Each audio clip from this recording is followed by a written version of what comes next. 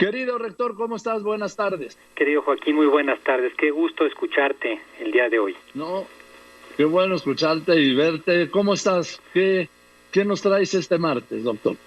Joaquín, pues mira, la semana pasada habíamos quedado de esas inquietudes que hay en tantos hogares mexicanos con el tema del confinamiento y la escuela.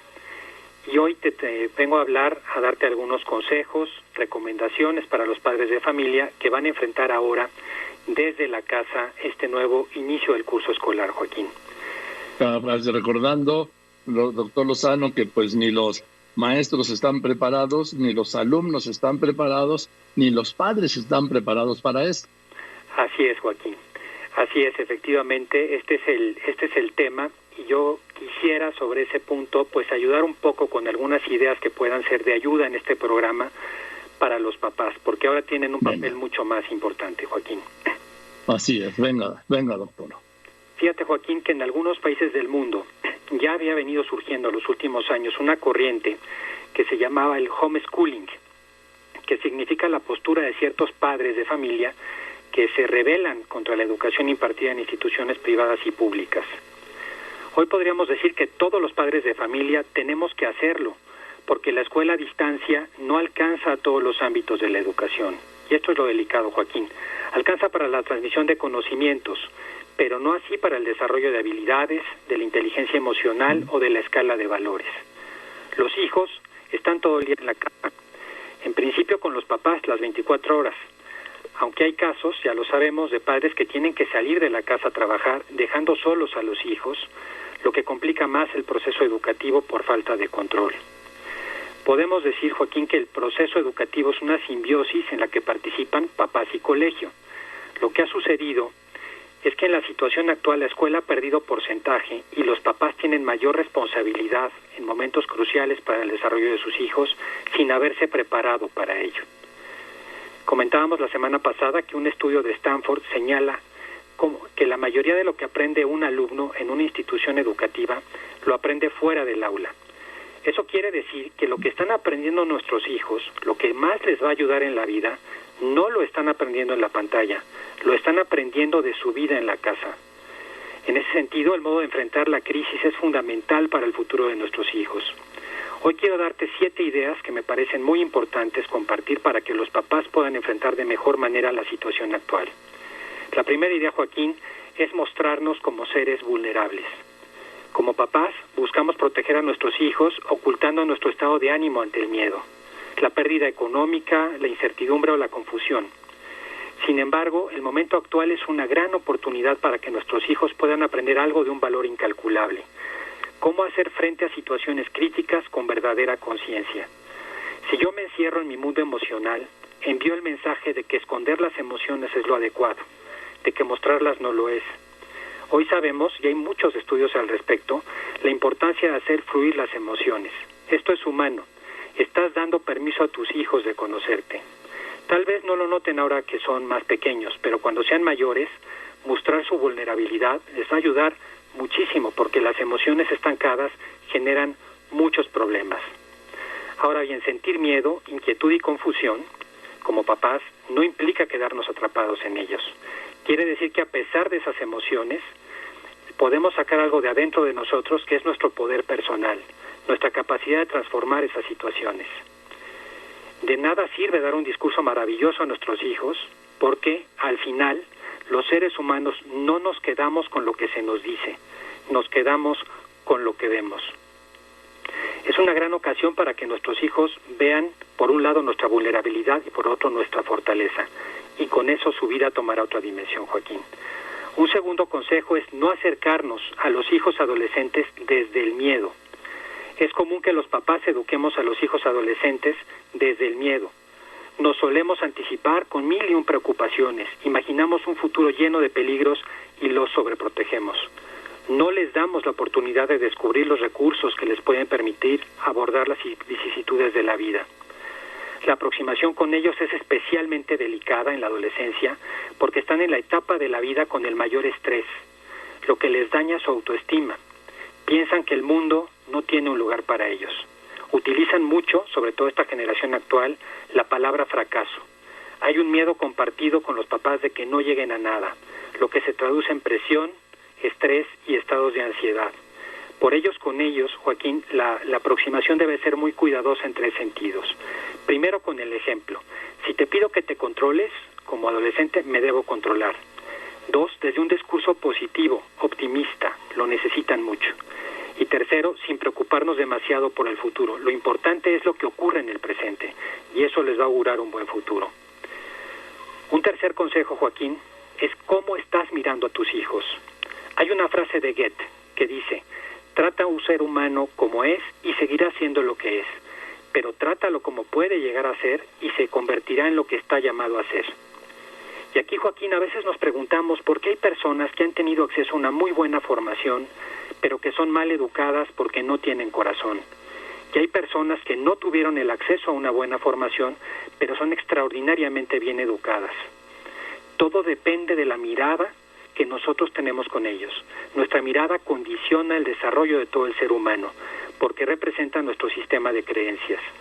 Vemos en muchos ejemplos en la historia como hijos que nacieron con limitaciones, con papás que realmente los vieron de esa manera, llegaron a florecer.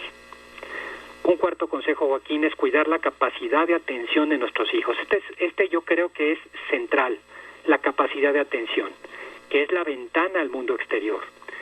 Los psiquiatras alemanes, varios de ellos, han insistido en los últimos años que la gente más feliz es la que tiene dominada su atención. La atención en el ser humano se da en la corteza prefrontal del cerebro. En los bebés es muy inmadura. De hecho, la madurez del cerebro va de atrás para adelante. ¿Qué le presta atención normalmente un niño pequeño? A la luz, al sonido y al movimiento. Cuando llegan más adelante, pues la idea es que empiecen a prestar atención a objetos inmóviles o no luminosos. Sin embargo, lo que estamos usando para educarlos, la tablet, la pantalla, son objetos que tienen luz, sonido y movimiento. Por eso es muy importante lograr que nuestros hijos que estén en su atención. Para ello, tenemos que ayudar a secuestrar de vez en cuando su atención. Hay varios mecanismos para ello, como el factor sorpresa, el acercamiento con ellos, ayudarlos de alguna manera con juegos, con cooperación. Este es un punto central. Un quinto consejo es conocer cómo funciona el cerebro emocional de nuestros hijos. Cuando los niños están desbordados, hay que darles nuestra calma y no unirnos a su caos. El riesgo mayor de desbordamiento de los niños es por la tarde, más que por la mañana, porque el cerebro del niño se cansa, y cuando se cansa le cuesta mucho más controlar sus emociones.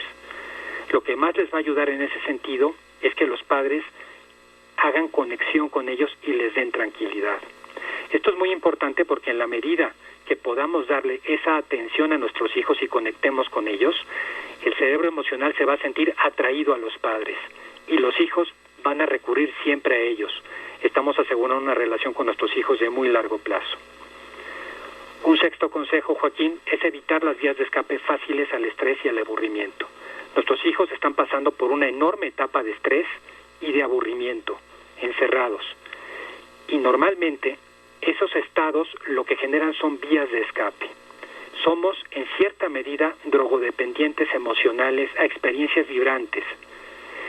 Estamos hiperestimulados, prendemos inmediatamente la película, el videojuego y otras cosas más. Las únicas dos cosas, Joaquín, que nos pueden hacer felices en la vida son el amor y el trabajo. Y esas dos cuestiones no se consiguen con recompensas inmediatas ni con salidas fáciles. Tenemos que alejar a nuestros hijos de la gratificación instantánea en ese sentido, de esas vías de escape fáciles, darles motivos, darles metas. Y finalmente, Joaquín, un séptimo consejo es cuidar la exposición a las pantallas, que las tienen que tener por necesidad. Hay que recordar que la luz LED emitida por la mayoría de las pantallas expone los ojos de los niños a altos niveles de luz azul, que pueden alterar los patrones de sueño y conducir a lo que se llama el síndrome visual informático, asociado con dolores de cabeza y fatiga visual. Algunos consejos para eso es invertir en protectores de pantalla que filtran la luz, entre otros. La Clínica Mayo ha sugerido agregar humedad al aire, tomar descansos durante tareas más largas, colocar la pantalla por debajo del nivel de los ojos y usar algunas lágrimas artificiales. Pero sobre todo, Joaquín, la mejor manera es reducir el tiempo frente a la pantalla, designando un momento del día sin pantalla. Eso puede significar dejar el teléfono celular o la tablet en un cajón cerrado con llave durante la cena, durante la comida, detenerse 1 hora antes de acostarse o encenderlo en modo avión durante grandes lapsos del fin de semana. Estos consejos, Joaquín, pueden ayudar de alguna manera a paliar algo, esta situación tan complicada, este reto enorme por el que están pasando tantos hogares mexicanos, tantas familias que se enfrentan al sistema de educación de sus hijos. Y gracias, doctor. Y yo veo que así como no sabemos cuál es el fondo o la duración de la crisis sanitaria o de la crisis económica, tampoco, yo creo que es más difícil ver cuáles van a ser los efectos de estos días de confinamiento y de clases a distancia y ahora sí que de vivir con los padres o los padres con los hijos forzosamente durante días. Así es, Joaquín. Hay un problema muy serio de convivencia. Si el padre no asume la responsabilidad de alguna manera de empatizar con el hijo, de entender que esas 24 horas hay muchos momentos en que va a estar harto, el hijo va a estar harto, la situación va a estar muy tensa dentro de la casa y no se gestiona bien, los resultados a futuro pueden ser muy negativos, Joaquín. Y ese es uno de los grandes riesgos que estamos pasando y que, como tú bien lo dices, no sabemos todavía hasta dónde va a llegar ni las consecuencias que esto va a tener a largo plazo. Sí, porque finalmente la crisis sanitaria se resolverá, finalmente la crisis económica mejorará, pero puedo llamarlo así, crisis emocional o el nuevo momento emocional, no veo cómo se pueda resolver ni cómo se pueda siquiera medir. Joaquín, ese es el gran tema. Yo pienso que esto es de larguísimo plazo.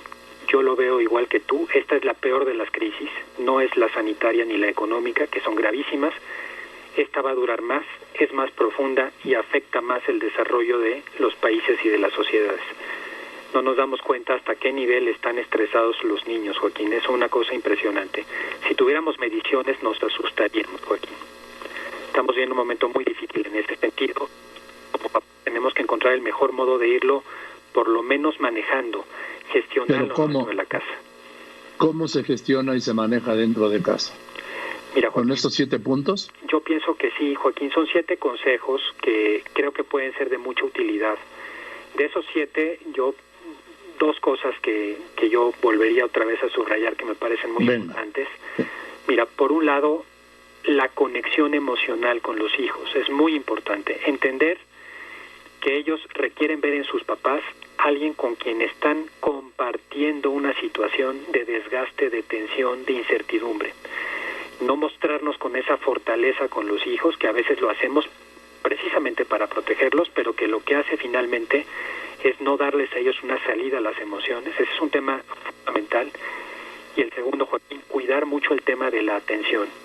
Mira, ahora hay niños ya adolescentes, de más de 11 años, 12 años, que cuando se les hacen tomografías cerebrales, la parte prefrontal, que es la parte que nos da las ideas, nos da el juicio, nos da la atención, nos permite resolver los problemas, se ve muy pequeñita, se ve sin desarrollo, porque no la hemos usado. Cuando no usamos el cerebro deja de funcionar para algunas cosas y eso es peligrosísimo para los niños y su desarrollo futuro. Piensa, por ejemplo, cómo hemos perdido memoria desde que tenemos el Google a la mano, o cómo hemos perdido capacidad muchos de ubicación desde que existe el Waze. Ya el cerebro no tiene que funcionar en eso. Si no lo ponemos a funcionar y no dejamos que nuestros hijos crezcan en eso, vamos a tener niños con muy poca capacidad de reflexión y sobre todo de toma de decisiones y resolución de problemas. Creo que esos 2 puntos, la conexión emocional y la atención, serían lo que yo te resumiría los consejos a dar a los papás. Pues gracias, porque también hay otra cosa que ya no se usa de la parte, no sé qué parte de la memoria será, el tema de los teléfonos. Yo ya no tengo que recordar, ya no tengo que recordar los teléfonos. Así es, Joaquín. Nomás lo aprieto y ya está. Así es. Ya antes me sabía todos los teléfonos. Ya se me olvidan. Estoy terminando con mi capacidad de almacenamiento de datos, o sea, con la capacidad de memoria cerebral. Y eso tiene consecuencias en las edades ya más adultas, ¿no? La gente que empieza a perder memoria pues empieza a tener otros efectos también de estas enfermedades de senilidad que suelen dar ya en algún momento de la vida. Nuestro cerebro pierde flexibilidad. Sí, claro, usamos eso, empezamos a utilizar de una o de otra manera los aparatos y dejamos de usar la cabeza. Y eso es, yo creo que uno de los puntos que tenemos que cuidar muchísimo con nuestros hijos. En fin, pues muchas gracias. Gracias, querido rector, te lo aprecio mucho como siempre. Nos vemos el próximo martes. Claro, El doctor José Antonio Lozano Díez, rector de la Universidad Panamericana. Les recuerdo que toda esta conversación la encuentro en lopezdoriga.com y las anteriores también. Te mando un abrazo, que estés muy bien.